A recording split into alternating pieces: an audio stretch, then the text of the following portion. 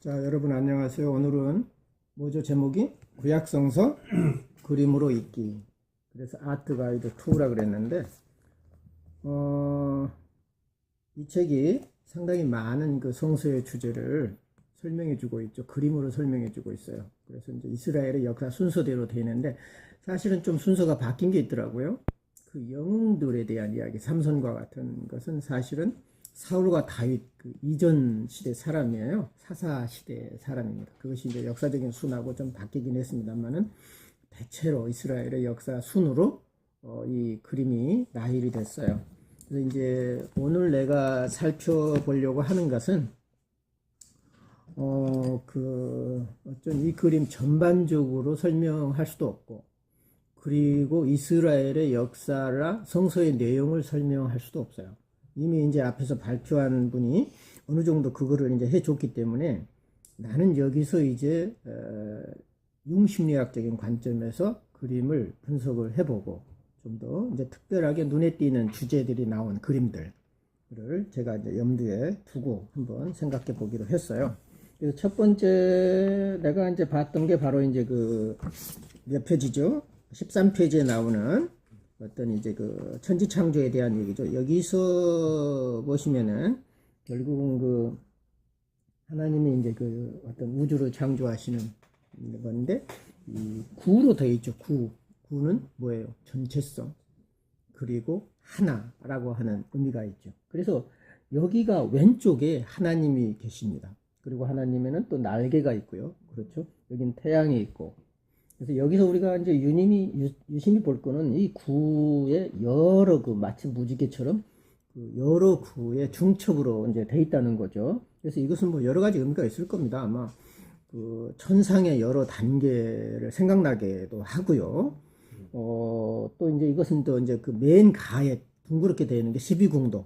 그러니까 천문학의 어떤 이제 그 점성술의 12궁도를 여기다 해놨어요. 그러니까 그 점성술의 영향도 그 받은 거고요. 이 구가 주는 것은 단순히 전체성이다라고 하기보다는 전체성은 도대체 뭐냐, 심리학적으로 대극이 없는 상태예요. 전체성은 나뉘어지지 않은 상태, 대극이 없는 상태, 아직 분화되지 않은 상태를 의미합니다. 그래서 어찌 보면은 이것은 마치 자아가 그 모성의 자궁에서 그 탄생하는 그런 순간하고 비슷해요. 창조라고 하는 것은, 우주의 창조라고 하는 것은. 그래서 이제 이것은 어쩌면은 그 하나님과 이 원이 있는 이 왼쪽은 무의식의 영역이에요, 사실은. 그리고 오른쪽은 부화된 자아의 분화, 자아의 탄생, 모성의 자궁으로부터 분화되는 그런 순간인 거죠. 그래서 이제 숫자적으로 보면은요, 여기는 이제 인간이 셋이 있죠, 그죠? 응? 셋이 있고 여기는 한 분이 있어요. 1 플러스 3입니다. 그러면 그 전번에 원이라고 하는 원에서 1이 나왔고 1에서 3이 나온 거죠. 그러니까 1과 3의 플러스. 그래서 4의 숫자가 나오고 그것은 또 만달의 상징이고 원이라고 하는 전체성을 상징을 해요. 이제 이런 면을 우리가 이제 생각해 볼 수가 있다. 이 그림에서. 그 다음에 보면은요. 그 다음에 주제를 한번 볼까요? 여기 보면은 이제 여기도 이제 몇 페이지입니까? 14페이지죠. 여기는 이제 1174년 경이니까 완전히 중세 시대잖아요.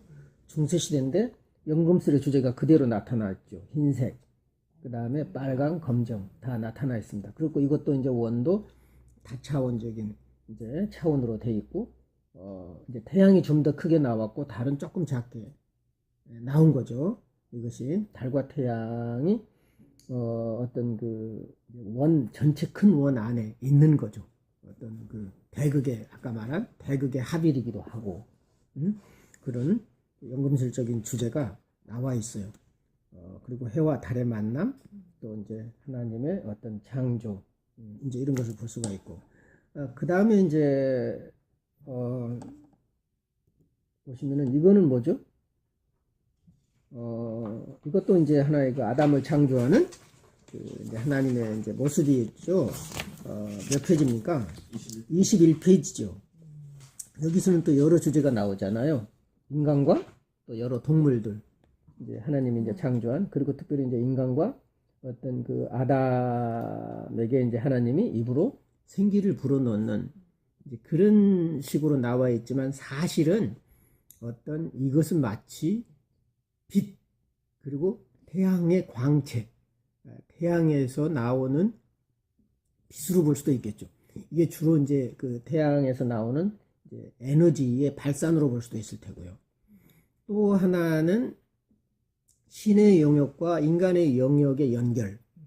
그 어쩌면 이제 그게 이제 우리 신화에서는 밧줄로 나타나기도 하고요. 그렇죠? 동아줄 이렇게 나타나기도 하죠. 신과 인간과의 이렇게 원초적인 세계에서 이제 끊임없이 연계되어 있다라고 하는 이제 그런 의미도 여기에서 이제 발견이 어떤 될 수가 있어요. 그래서 이제 왼쪽은 어쩌면은 신의 자리죠. 이 전번 그림에서도 그랬고요. 오른쪽은 인간의 자리입니다. 그리고 왼쪽은 무의식의 자리고, 오른쪽은 의식의 자리로 볼 수가 있죠. 그리고 이 전번에도 그랬고, 왼쪽은 하나였고 오른쪽은 다수였습니다. 그러니까 일과 다수의 상징성을 봐야 돼요. 그래서 이제 원이라고 하는 것은 아직 분화되지 않은 어떤 혼돈 속에서 많은 잠재력을 갖고 있는 창조의 근원으로 볼 수가 있습니다. 그래서 하나라고 하는 개념은 단순히 1이라는 1, 2, 3 이렇게가 아니라 전체성을 상징하는 개념이죠. 그래서 우리나라 말에도 한, 그것은 큰, 크다, 하나다 그런 뜻도 되고요. 그것이 이제 그 어떤 이제 고대 메소포타미아에서는 이제 안이라고 하는 신 이제 이름이 나오잖아요. 그렇게 이제 많이 그 반영이 돼 있어요. 이제 이런 부분들을 여러분이 한번 살펴볼 필요가 있습니다. 그 다음에 이제 이 그림을 보면은요, 이것도 이제 재밌죠. 그렇죠? 이제 하나님께서 아담에게 이제 그 영혼을 이제 불어넣는 장면인데, 이 이제 가운데 영혼이 뭐냐면은 그 어린 아이의 그 날개 달린 모습이잖아요. 그래서 날개 달린 작은 존재. 이것이 연금술에서의 그 라피스. 어찌 보면은 그 이제 연금술 용광로 안에서 그 탄생하는 어쩌면은 제1진료 에테르 같은 느낌이 들어요. 그래서 이제 이것이 이제 1200년경, 1215년에서 25년경의 중세 때 이렇게 한 건데요. 그런 모습으로 이제 볼 수 있고요. 그 다음에 이제 다른 또 이제 이것은 상당히 또 창조인데 좀 새로운 모습을 또 줘요. 이거는 자 29페이지. 이것은 1174년경 이제 그려진 건데, 여기서 우리가 눈여겨 볼 수 있는 것은 뭐죠? 여기 또 이제 왼쪽에는 이제 하나님이 계시고, 이제 오른쪽에는 이제 그 아담이 있는데, 아담의 갈뼈에서 이브가 나오는 그런 모습이죠. 근데 우리가 주목해서 볼 거는 나무가 몇 개죠? 2개가 이렇게 있죠. 근데 나무 2종류가 있는데, 하나는 뭐죠? 생명나무가 있고, 그 다음에 선악을 알게 하는 선악과가 있다고 그랬죠. 생명나무는 건들지 마라. 그런 얘기를 하죠. 그래서 생명나무는 하나님 쪽에 있어요. 그리고 선악을 알게 하는 것은 인간 쪽에 있는 거죠. 그러면은 생명이라고 하는 것은 아직 분화되지 않는 근원적인 거예요. 그리고 인간이 알아서도 안 되고 건들 수도 없는 거죠. 이게 생명의 근원인 거예요. 그래서 나무가 통째로 있어요. 분화되지 않은 상태로. 이렇게 통째로. 그리고 오른쪽에 보면은 5개로 나눠졌죠. 하나, 둘, 셋, 넷, 5. 잎처럼 보이는. 그러면서 이제 이 하나가 마치 분화되어 있는 듯한. 선악을 안다라고 하는 것은 지식을 습득하는 거고, 선과 악을 분별한다는 건데, 이게 의식한 거예요, 일종의. 그래서 선과 악을 분별하는 것은 이제 그 의식이 탄생됐고, 어쩌면은 무의식의 상태와 구별되는, 분화되는 이제 그런 순간이라고 볼 수가 있어요. 그래서 나무로 표현해 줬다, 이것을. 물론 이런 얘기는, 이런 설명은 없어요, 이 책에. 설명은 없지만은 분명히 이제 이런 의도가 있는 걸로 보여요. 그래서 이제 그림을 보고 어떻게 우리가 판단을 하느냐, 이제 이렇게 이런 것들이 참 중요하겠죠. 그래서 이 선과 악을 안다는 의식화도 좋은 건 아닌 거예요. 결국은 우리는 이제 특별히 프로이트라든가 융의 치료법 중에 가장 중요한 건 의식화였잖아요.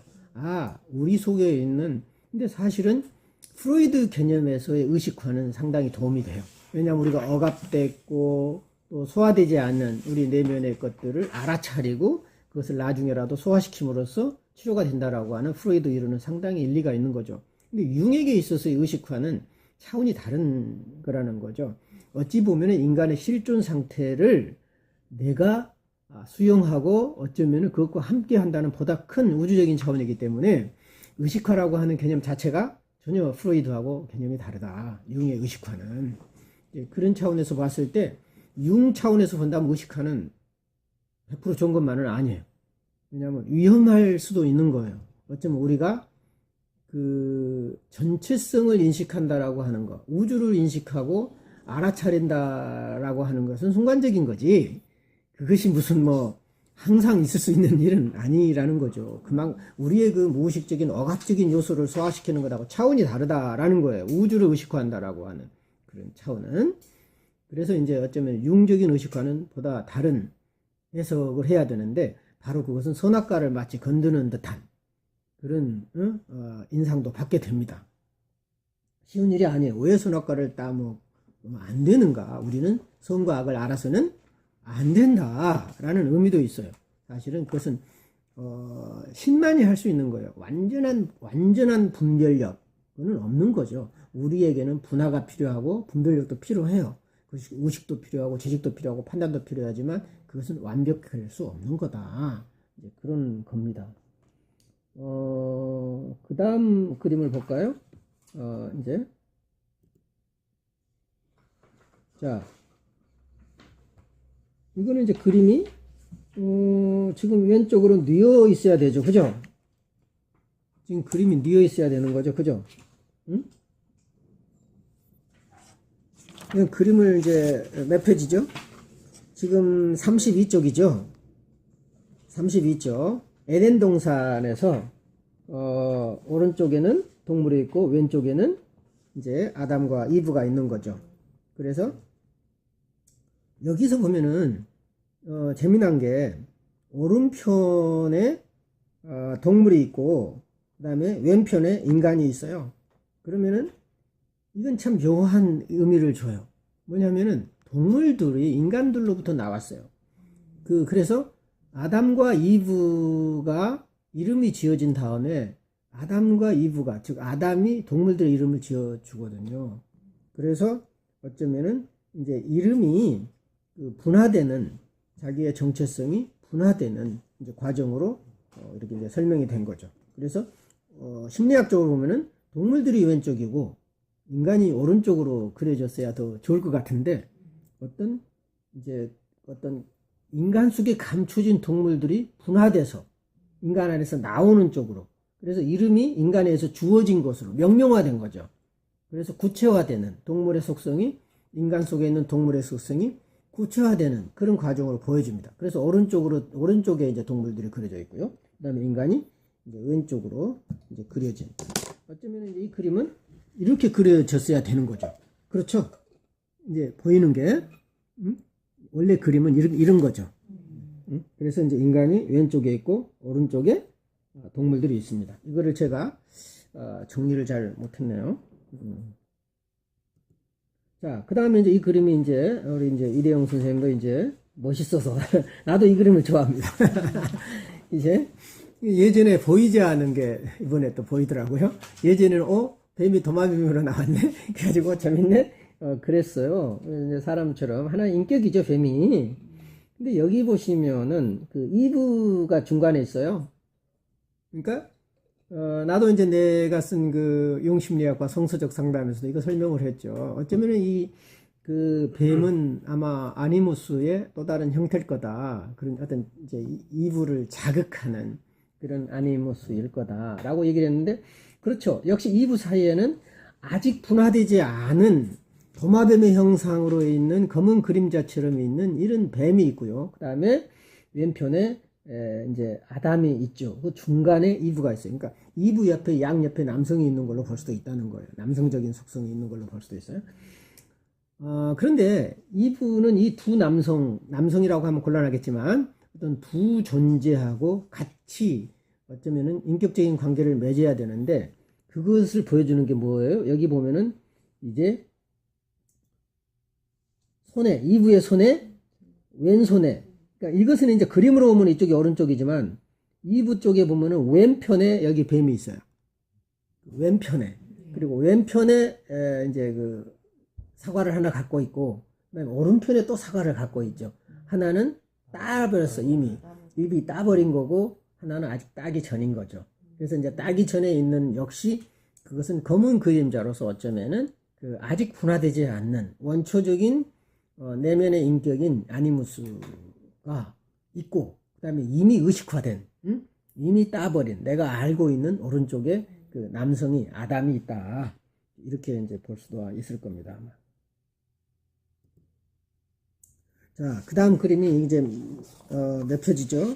39쪽 볼까요? 자, 39쪽을 봤고요. 그 다음에 42쪽을 보시면은 이제 이제 에덴 동산에서 추방되는, 그렇죠.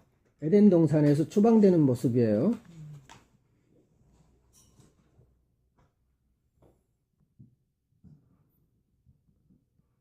에덴 동산에서 추방되는 모습인데, 여기 보십시오. 여기서 우리가 보면은 항상 그 상징을 보려고 노력을 했는데, 결국은 이제 추방을 하는 그 이제 천사로 나와 있죠. 여기서는 어쩌면은 그 태양의 상징이죠. 열정의 상징이고, 불의 상징이죠. 그리고 추방되는 이 아담과 이브의 색은 뭐죠? 흰색이죠. 그래서 불과 흰색과 빨강과 뒤에 검정, 물론 이것도 이제 연금술적인 색이 나옵니다만은 이 두 관문, 이것이 바로 어찌 보면은 이 뒤에가 무의식이라면 이거는 의식의 영역으로 나오는 거죠. 왜냐하면 에덴 동산은 무의식의 영역이에요. 그리고 모성의 자궁이거든요. 그래서 그것은 일종의 까만 혼돈의 세계요. 그리고 열정의 세계입니다. 그 모성의 자궁은. 그렇죠?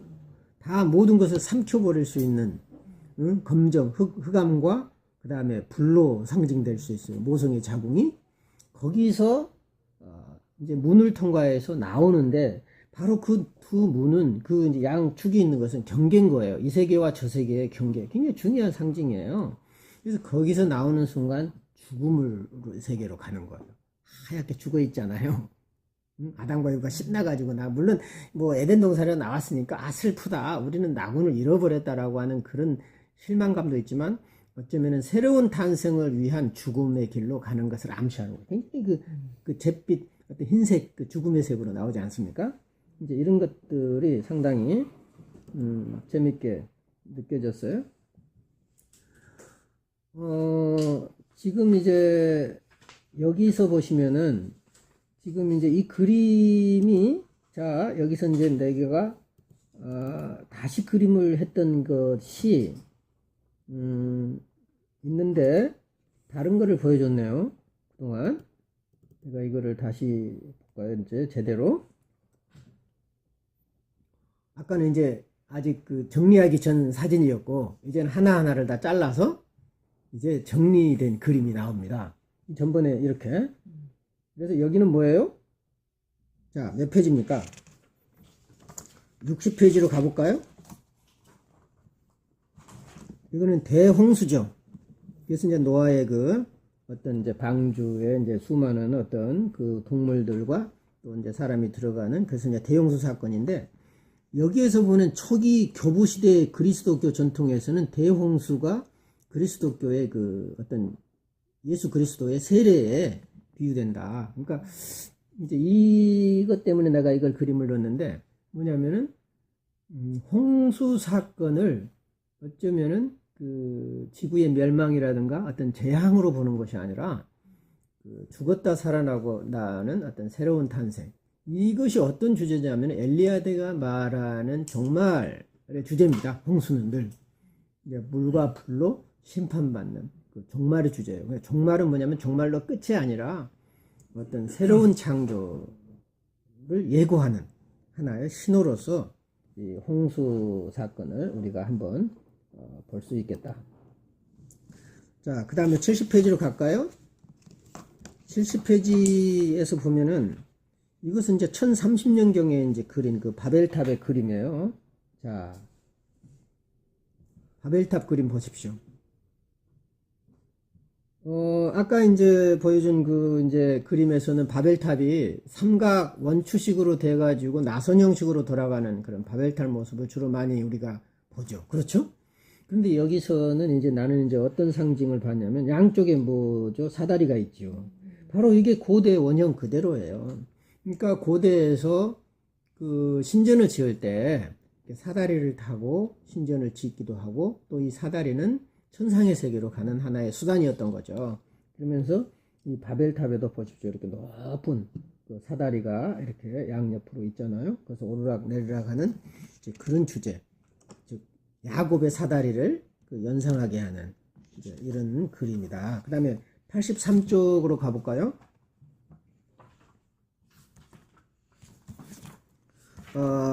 이제 83쪽에 이제 아브라함과 이제 세 천사 그림이 나오죠. 그죠? 이 그림은 상당히 참 특이하고요. 이 얼굴들을 자세히 보면은요, 그 여성스러운 느낌을 많이 받아요. 그죠? 이렇게 보면은 꼭 여성 같기도 한데 남성 같기도 한, 응? 굉장히 그 중성적인, 그러니까 거의 아마 이런 천사와 관련된 그리고 성부, 성자, 성령 이런 신적인 존재를 나타낼 때는 거의 이렇게 그 중성적인 그 표정으로 하더라고요. 여러분 그 이제 제가 그리스 정교회는 많이 안 가봤습니다만은 러시아에 갔을 때 그 모스크바에 있는 정교회들을 쭉 돌아봤는데 이 그림들을 거기서 봤어요. 실제로 이제 이렇게 이건 삼위일체로 이제 얘기도 하지만은 사실은 세천사 얘기를 하죠.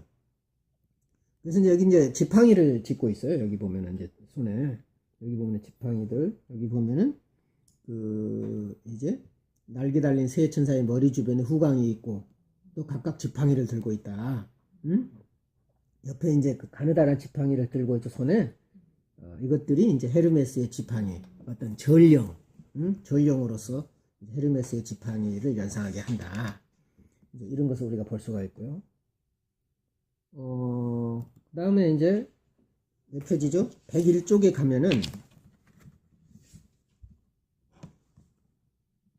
이제 아브라함이 이삭을 이제 제물로 바치는 그런 모습이 나오죠. 그죠? 쭉 제물로 바치는 그런 모습이 나오는데 한번 가만히 그 배열을 보십시오. 배열을 보면은요, 맨 왼쪽에 이제 받쳐질 양이 있죠. 그렇죠? 그 다음에 소년이 있고, 그 다음에 아브라함이 있어요. 양은 물론 갈색입니다. 여기서는 갈색으로 나타냈어요. 흑색은 아니고 저 뒤에 위에가 흑색이 있죠. 그리고 소년은 백색이고 그 다음에 아브라함은 적색이에요. 연금술의 그 과정이 이제 순서대로 나타나고 있는 거죠. 이것은 우리의 의식과 과정을 보여주기도 해요. 처음에는 동물의 상태, 그죠? 동물의 상태에서 그 다음에 이제 소년, 응? 아주 어린아이 상태로 나오죠. 그리고 그 다음에 이제 그 노년에 이르는 아브라함은 어쩌면은 여기서는 상당히 어떤 하나님의 신실한 종으로 나오는 걸 봐서 노현자 이미지로 볼 수도 있겠습니다. 아마 그러면서 이 어쩌면은 세 단계를 보여주면서 그 어쩌면 성장해 가는, 어쩌면 아브라함의 성장이기도 하고 이삭의 성장이기도 하고요. 어쩌면 이 이야기를 전하는 이스라엘 사람들의 정신적인 성숙을 이런 과정으로 표현해 줄 수도 있겠다. 굉장히 이제 그 이야기 하나가, 그림 하나가 아주 다차원적으로 이제 설명을 해준다는 거죠. 그렇죠? 104쪽으로 한번 가보죠. 104쪽으로 가면 여기는 뭐죠? 이게 이제 우물가에서 이제 리브가가 이제 이제 리브가를 만나는, 그래서 이제 우물가에서 이제 결혼도 이루어지고 또 사람들이 만나고 생수를 공급하는 건데, 여기서 눈에 띈 게 바로 우물가라고 하는 자궁의 이미지, 그렇죠? 어떤 생명의 근원의 이미지에 있는 이 기둥 보세요. 기둥 어디서 봤어요? 뭉크에서 봤죠. 이게 달이고 달기둥. 그 달빛 기둥 그대로잖아요. 거의 응? 거의 그 모습이죠. 그죠? 그러니까 달과 그 기둥. 그래서 이 기둥은 천상을 연결해주는 그렇죠? 천상으로 가는 길입니다. 그런 설명을 했지 않습니까? 그런 것들을 이제 보여주는 거예요. 어떤 우물가의 풍요로움, 남녀의 만남, 또 하늘과 땅의 만남, 생명수의 궁극, 또 우주목에 관련된 그런 주제가 여기에 나타나 있는 거죠. 114쪽으로 가면은 114쪽도 이제 아주 특이한 그림이 있습니다. 여기 보십시오. 이거는 무슨 그림이에요? 야곱이 이삭이 야곱을 축복하는 장면이죠. 근데 이 그림을 보십시오. 여기에 보시면은 이제 리브가가 이제 애가 있죠. 그죠? 엄마가. 그리고 여기는 이삭이고 야곱을 축복하는 건데, 자, 이 그림이 어떻게 됐어요? 그림의 구도가 완전히 반으로 나눠져 있죠. 그래서 왼쪽은 흰색이에요. 흰색 바탕이고 오른쪽은 검정과 그 다음에 붉은 계통이 있어요. 그 안에 흰색도 좀 있습니다만. 그래서 왼쪽이 상징하는 게 뭘까? 자, 왼쪽을 보십시오. 이거는 지금 저 뒤에 이제 양치고 바깥에서 일하는 아마 에서 같아요. 그죠? 그리고 이제 여기서 이제 일하는 이제 이 분이 누군지 모르겠어요. 그래서 여성이 있고, 이 나무가 이제 이렇게 쭉 이쪽으로 기울어져 있고요.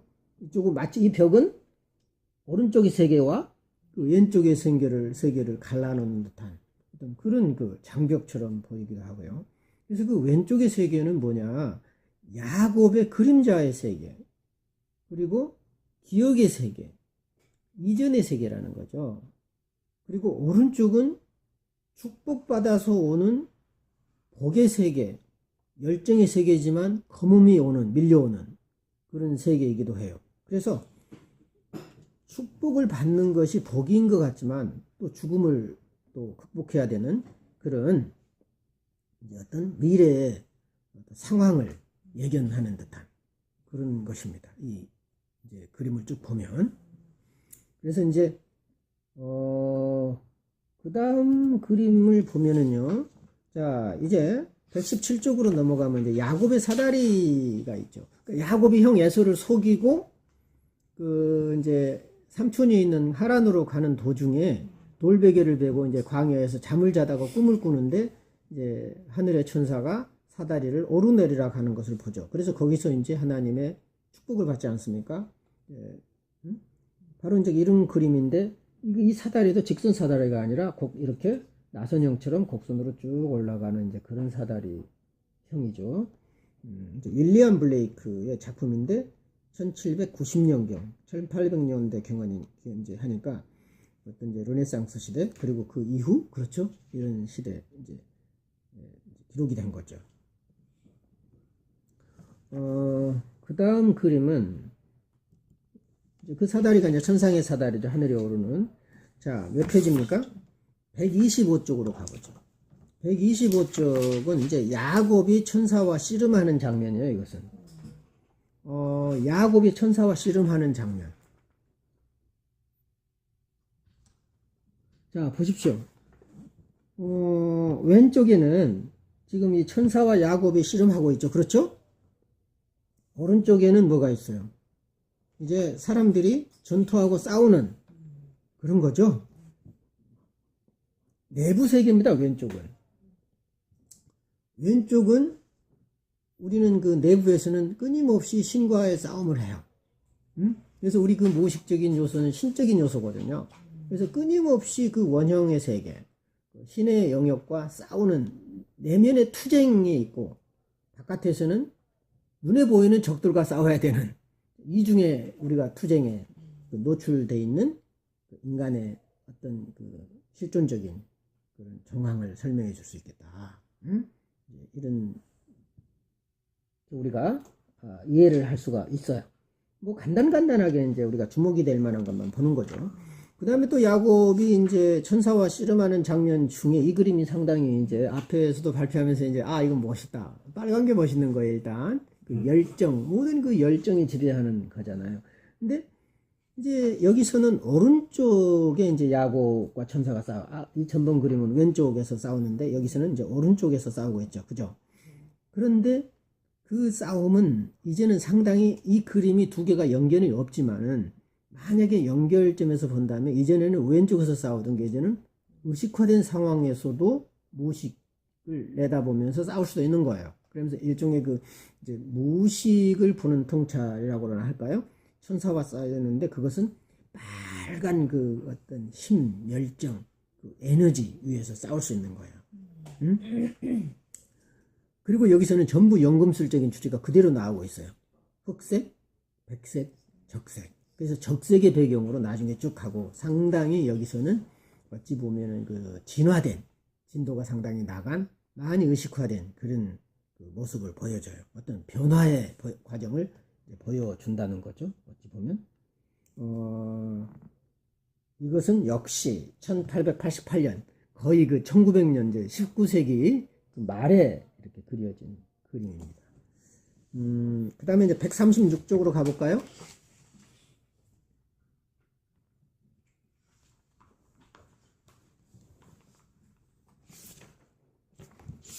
(136쪽은) 참 재미난 그림이에요. 이거는 이제 요셉의 이야기인데 요셉의 형들이 요셉이 꿈꿔가지고 똑똑한 척 하니까 이제 그 외국 사람한테 이제 팔아먹고서 이제 죽었다. 그래서 이제 거짓말을 하잖아요. 그래서 이제 그 피를 묻혀가지고서 이제 아버지한테 보여주는데 그런 장면이에요. 근데 거기에 성경에 없는 얘기가 나오죠. 밑에 뭐가 있어요? 개가 있어요. 이게 특이한 점입니다. 이 개가 여기서는 뭐로 나오죠? 뭐 같아요? 자, 이 그림에서 개가 하는 역할이 뭘까요?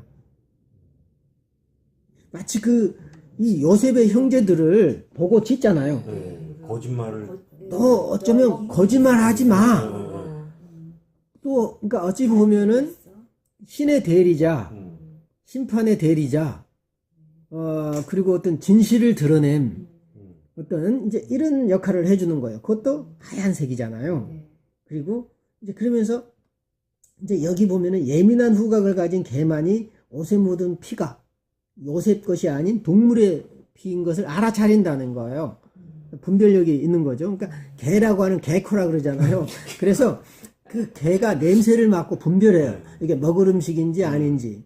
그리고 이게 사람 핀지, 그렇죠. 이게 동물의 핀지 딱 알아차리는 거예요, 개가. 그러니까 어찌 보면은 개가 그런 어떤 분별의 영, 이제 어찌 보면은 이제 여러 가지가 의미가 있는데 그 이제 내일 공부할 그 꿈에서도 이제 개가 등장하거든요. 그래서 오늘 얘기는 개에 대해서 그 개에 대한 얘기는 많이 않겠습니다. 왜냐하면 지금 내가 많이 해버리면 안 되니까 또 이제 그 꿈에서는 또 개의 의미가 뭔가 또 다를 테니까. 그래서 이제 여기서의 그 개의 의미는 상당히 어찌 보면은 분별력, 또 신의 대리자, 중재자, 또 신의 어떤 그 전령 역할을 하고 있다. 이제 상당히 재밌어요. 이트에서도 해리 무슨 자칼, 그래서 아누비스. 그래서 이제 그것이 이제 또 어떤 이제 죽음과 관련된 그런 신으로 나오고요. 그 다음에 이제 헤르메스의 개는 전령, 그리고 또 지옥문을 지키는 그 이제 개 머리가 3개 달린 동물이 있잖아요. 그러면서 이제 그것도 있어요. 그래서 이 개가 주는 것은 상당히 그 이제 단순히 개라고 하는 게 어떤 본능성만을 그런 상징이고 성적인 상징만은 아니다. 상당히 많은 상징성이 있어요, 개가. 그래서 그 폼프란츠가 쓴 이제 고대 이제 그 사상가들의 꿈 이야기에서 개 얘기를 참 많이 해요. 개에 대한 상징의 얘기를 참 많이 하죠. 그 다음에 이제 보디발의 아내, 이제 왼쪽에 있는 게 이제 보디발의 아내죠. 그리고 오른쪽이 요셉이잖아요. 그렇죠. 여기서도 참 흑색과 백색과 적색, 그리고 요셉은 이제 이 두 개는요, 이 붉음과 청색의 대조예요. 그러니까 붉음은 열정의 상징이고, 청색은 지성의 상징이고, 또 청색은 사고의 상징이라면, 이 붉음은 감정의 상징이기도 하죠. 그래서 어떻게 이제 이 감정의 세계와 어떤 그 사고의 세계가 대립하고 있느냐? 정반대 얘기거든요, 사실은. 하나는 열등 기능이고 하나는 이제 우세 기능으로 나타나는데 이 두 개가 어느 쪽의 택일이 아니라 어떻게 우리는 이것을 조화를 이룰 거냐라는 게 굉장히 중요한 관건이 된다는 거죠. 어쩌면은 어떻게 보면은 이것은 뭐 요셉이 보디발의 아내의 유혹을 물리치려고 노력했다, 성서적으로 보면은 그런 얘기지만 심리학적으로 보면 이 두 개를 그대로 적나라하게 보여준다라고 하는 것은 왜 꿈 분석을 할 때 왜 이 꿈을 보여줬을까 하는 질문을 떠던져야 돼요. 이 화가는 왜 이런 그림을 그렸지? 단순히 유혹하려고 그랬어. 그래서 이거 도망가려고 그랬어. 그렇지 않아요. 비록 이 작품이 1620년경이니까 중세를 막 벗어나기 시작한 그런 이제 시기예요, 사실은. 그러니까 많은 의미가 있는 거예요. 어떤 그 나름대로 이제 그 말은 안 하지만 이제 화가들이 의도하는 게 있어요. 그런 것들이. 그다음에 165쪽을 가볼까요? 165쪽에 보면 이제 이것도 이제 아까 이제 불붙은 그 떨기나무에서 이제 타지 않는, 이것이 이제 모세가 이제 하나님을 호렙산에서 만나가지고 떨기나무인데 여기 타지 않는 곳에 뭐가 있을까? 하나님의 불. 결국은 이제 구약의 주제는 모든 신약의 주제로 왔죠. 구약은 어떤 신약을 성취하려고 하는 예언이다. 뭐 이렇게 보려고 하는 경향이 강했기 때문에 바로 이제 마리아 아기 예수가 이제 바로 그 불꽃 한 가운데 있는 거죠. 바로 이제 이런 것을 불은 영원성, 그리고 이제 마리아와 아기가 있고 그 주변에 이제 녹색 생명이 이제 감싸고 있는 것을 우리가 한번 볼 수가 있어요. 172쪽으로 가면 172쪽에서는 이제 홍해를 건너는 사건이 나와요. 그 홍해를 건넌 사건도 아까 소개를 했는데 이거는 전면으로 보였는데 그 홍해를 건넌 사건 자체가 바로 그 어떤 인류에 내린 그 홍수 사건하고 유사해요. 그러니까 우리는 홍해 사건은 하나의 그 바다를 건너갔다, 이 세계에서 저 세계로 건너갔다라고 하지만은 사실은 그 이집트 사람들의 몰살이 있어요, 거기에는. 그러니까 이스라엘 사람들의 구원만 받지, 성경에서 그 이집트 사람들이 몰살했다고 하는, 이것은 선과 악의 대립으로 볼 수 있지만 어쩌면은 한 세대가 가고 다른 한 세대가 죽는 어떤 그런 세대의 교체이기도 합니다. 그러면서 이것은 어떤 종말을 의미하고 대홍수를 의미하고 거기서 새로운 세계가 탄생한다는 그런 의미도 있는 거죠. 그러니까 이제 우리가 어떻게 그 성서의 그림을 새롭게 볼 거냐 하는 것은 우리의 눈에 달려 있는 거예요. 191쪽 볼까요?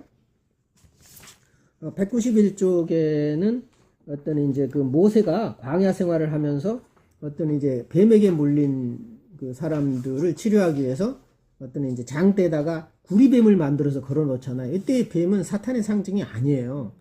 뱀의 상징은 치유자의 상징인 거죠. 그래서 어찌 보면은 또 뱀은 무의식의 근본이고 모성적이고 땅이고 하는 그런 이제 의미가 있죠. 이 가운데 있는 반십자형 모양은 우주목이죠. 그래서 하늘을 가르고 있는, 그리고 중심에 있는, 우주의 중심에 세워 있는 어떤 기둥으로 보여집니다. 205쪽으로 가볼까요? 자, 205쪽에는 뭐가 있나요? 이제 참 재미난 그림이 있는데요. 사울과 그 다윗의 이야기가 나와요. 사울. 자, 사울이 왼쪽에 있죠. 그렇죠. 그리고 다윗이 여기서는 오른쪽에 있습니다. 그런데 사울의 모습과 다윗의 모습이 어때요? 굉장히 비슷하죠. 그 눈빛이. 그 눈빛이 상당히 비슷해요. 그러니까 뭐냐면 다윗이 그렇게 좋은 눈빛이 아니에요. 마치 그 사울의 눈치를 본다든가 뭔가 눈치를 본 듯한 그런 이제 뭔가 그 상념에 젖어 있는 그런 눈치고, 근데 사울은 굉장히 불안한, 그렇죠? 그런 눈이잖아요. 그러면서 사울도 또 눈치를 보고, 그리고 또 이 둘은 공통점이 뭐죠? 검정이라고 하는 어둠 속에 있어요. 두 사람 다 어둠 속에 있는 인격이라는 거죠.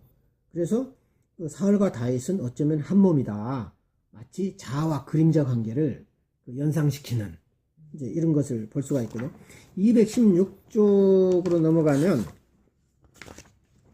216쪽도요. 재미난 그림이 있는데 이것도 이제 마찬가지로 똑같은 그 사울과 다윗 그림이 있어요. 여기서는 재밌어요. 반대로 되어 있어요. 이번에는. 자, 이제 사울이 오른쪽에 있고 다윗이 왼쪽에 있는데 보여요, 안 보여요? 거의 안 보이죠. 놀라운 이제 일이 벌어집니다. 우리는 보통 성경을 볼 때 이게 이제 언제 그린 글이냐면 1629년이에요. 1629년이면 이제 문예부흥이 일어나는 이제 그 시기지요. 그 이제 종교개혁이 일어난 후에 뭔가 뭐를 얘기하려고 했을까? 성경에는 늘 그 다윗을 칭찬하고 사울을 아주 그 그림자적인 인격으로 묘사를 하잖아요. 아주 좋지 않게 평가를 하는데 여기서 보면은 사울은 오히려 광채가 나고 오히려 태양과 같은 그 빛으로 돼 있는데 다윗에게는 오직 그 하프만 이제 그 사울의 그 이제 동일시대인 그런 색깔로 그렸고 다윗은 형체도 없는 거죠. 그 얘기는 뭐냐면은 마치 다윗은 사울의 그림자였다. 그리고 오히려 그 사울 속에 있는 굉장히 사울의 시기심과 질투를 유발시키는 그런 어떤 인격의 혼란을 일으키는 병리적인 요인으로 작용하는 내적 요인처럼 그렇게 그려진다는 거죠. 여기서는 236쪽으로 가볼까요?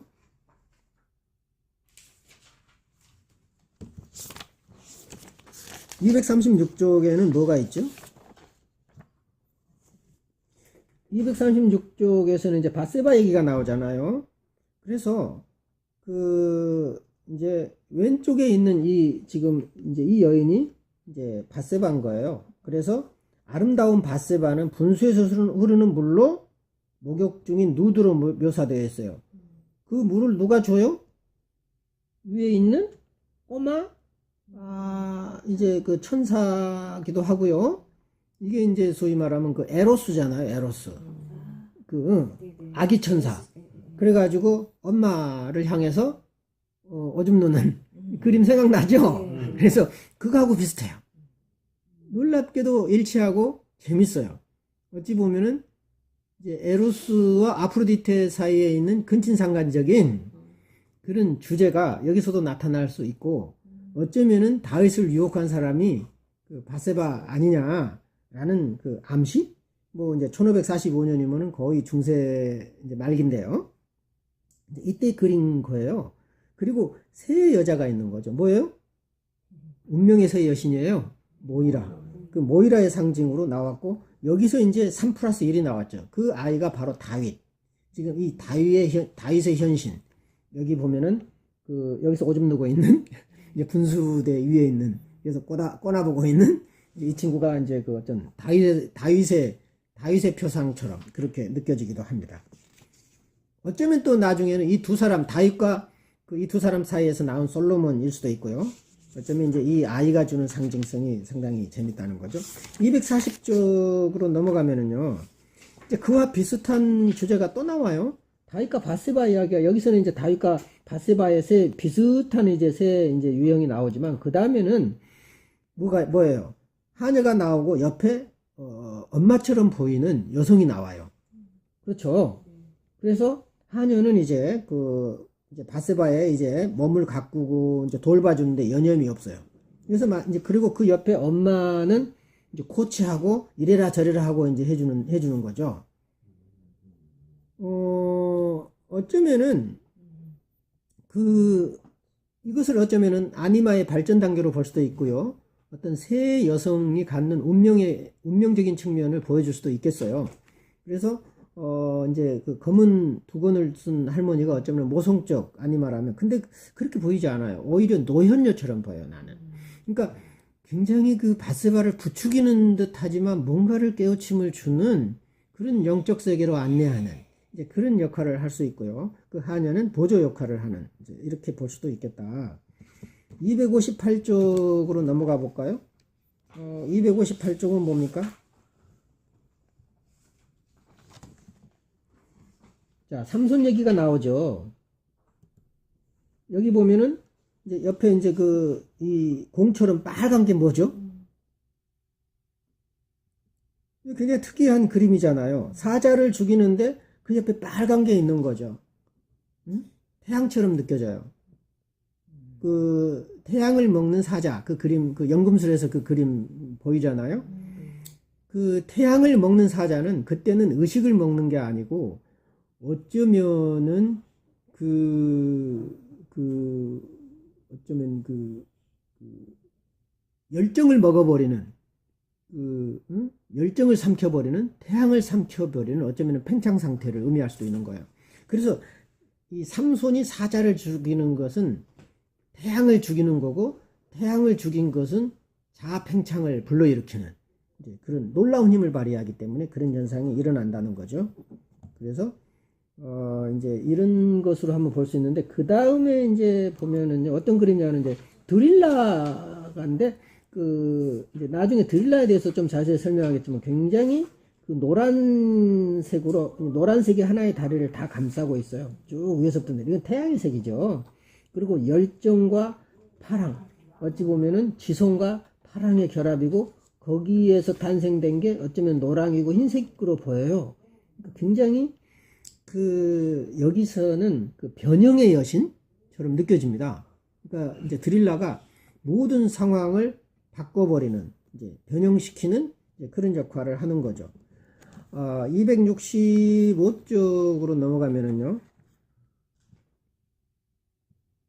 265쪽에 이제 드릴라 얘기가 나와 있고요. 죽음과 태양이 같이 나오죠. 그 드릴라 이야기에서는. 결국 아니마의 색임은 이제 흰색과 검정으로 대변되는 죽음의 색, 그리고 노랑과 빨강으로 대변되는 어쩌면은 태양의 색.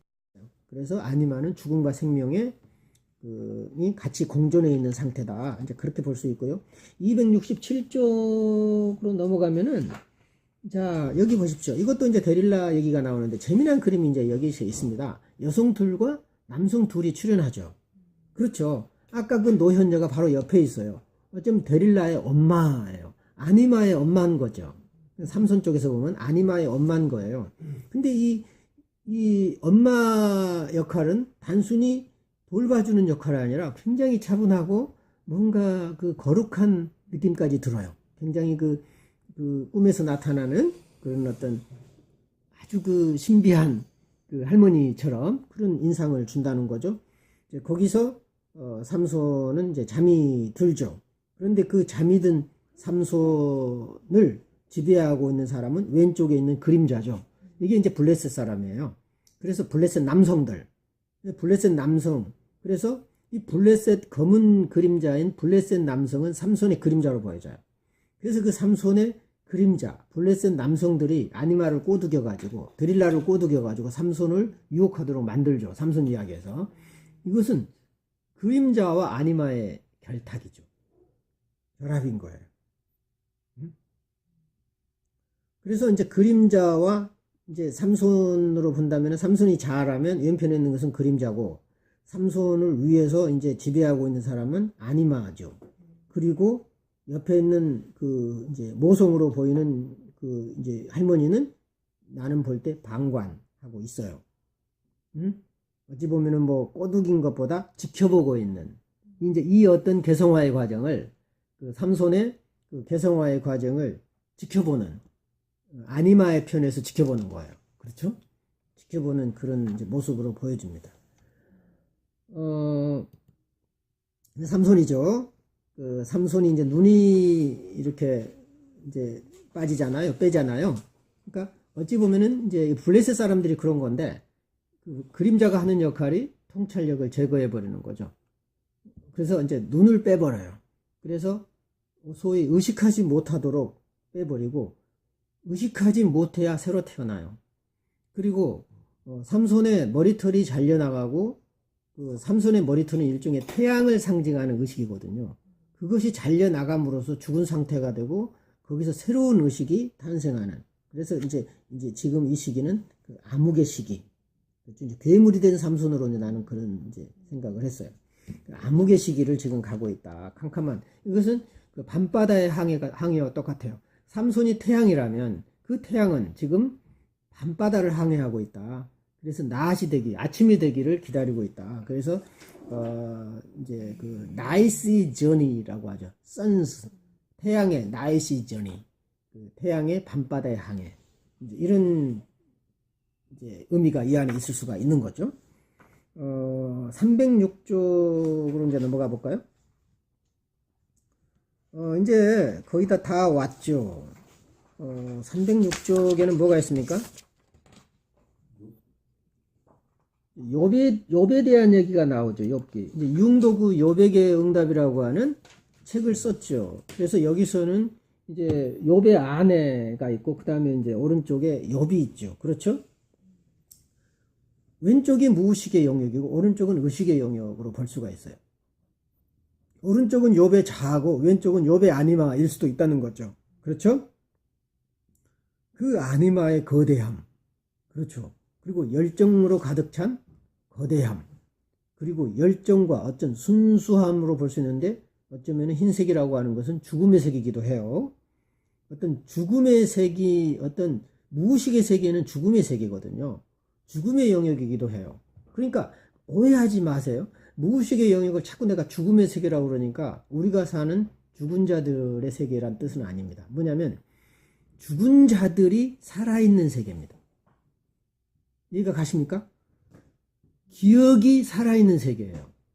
그리고 묻혀진 것들이 살아있는 세계입니다. 무의식은. 그런 거지 죽어있는 세계는 아닙니다. 그러니까 우리 기억 속에 사라진 존재들, 또 예전에 살았지만 지금은 죽은 사람들, 그 사람들이 우리 무의식 속에서, 영혼 속에서 지금 살아있다는 거예요. 그리고 끊임없이 우리에게 영향을 미친다는 거죠. 거대한 아니마, 비난하는 아니마, 또 남성에게 비참함을 유발하는 아니마, 그런 거죠. 그러면서 나는 이제 이 아니마의 별명을 죽음의 열정이라. 어쩌면 욥은 죽음의 열정을 속에 사로잡혀 있는지도 모릅니다. 그렇기 때문에 자기의 그 어떤 순수함을 그렇게나 외쳤는지 모르겠어요. 평생 열정적으로 살면서 나는 의롭다. 난 죄가 없어. 끊임없이 외쳤는데 그것은 곧 어떤 신을 능가하려고 하는, 신을까지 시기하게 만드는 그 죽음의 열정까지 가지 않았을까. 이래서 융의 얘기를 내가 재해석한 겁니다. 그 다음에 몇 페이지죠? 326쪽에 있죠.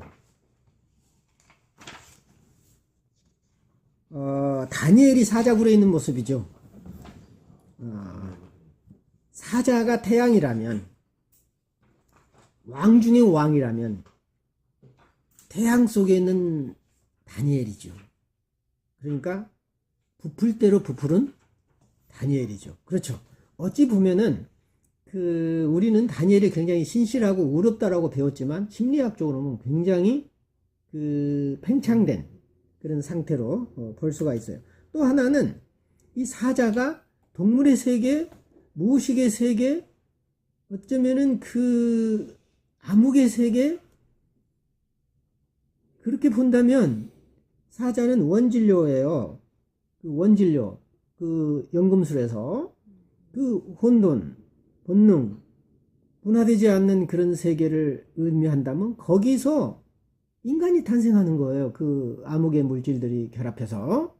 그래서 거기서 태어난 인간이 호문클루스, 인조인간이죠. 그래서 호문클루스는 정액, 남성의 정액을 플라스크에 넣어서 부패시켜 가지고 거기서 혼합해서 열을 가하고 세월이 가면은 이제 인간이 탄생한다는 그런 라피스죠. 어떤 그것을 중세에서는 이제 그리스도로 비유를 했죠. 그래서 이것은 자아가 팽창된 상태로 볼 수 있겠지만 무의식 속에 우에르 에터누스, 영원한 소년, 이렇게 볼 수 있겠다. 이 그림에서 다니엘은 영원한 소년으로 살고 싶은 다니엘. 327쪽 이제 여기서 보면 이제 그래서 이 이야기는 이제 다른 이야기도 많이 있지만은 이제 마지막에 이제 요나 이야기로 이제 끝을 맺죠. 그래서 요나가 어떤 이제 바다의 빠지는 모습이 참 재밌는 그림이 여기 하나 있잖아요. 그렇죠. 그래서 거의 그 반, 그리고 다리만 나오는, 여전히 물에 빠지지 못하고 의식에 그 미련이 남아있는 듯한, 이제 아직은 그 무의식에 덜 삼킨, 이제 그 고래가 아직 덜 삼킨 상태잖아요. 그래서 그런 상태에 있다. 그리고 어쩌면은 그 의식과 무의식의 그 경계를 나타내는 것 같기도 하고요. 이제 그러는데, 이제 이것은 또 그렇기도 하고, 또 이제 여기서 보니까 고래가 요나를 뱉어내는 모습이기도 하대요. 그러니까 처음에 삼킬 것 같이는 봤는데, 사실은 여기서는 고래가 요나를 뱉어내다와, 이제 또 다른 그림이 있는데, 이제 뱉어낸 식으로 얘기를 합니다. 내 생각에서는 말이지, 요나의 머리부터 이게 뱉어낼 것 같은데, 그렇지 않고 이렇게 발부터 뱉어내는 것으로 그랬는데, 4세기경 것입니다. 어쩌면 마치 그 의식의, 그러니까 물 위의 경계와, 그죠? 물 아래 의식과 무의식의 경계처럼 그렇게 느껴지기도 하는 이제 그런 그림이기도 이제 합니다. 이걸로 이제 전체 구약성서 그림으로 읽기를 마치겠습니다. 수고했어요.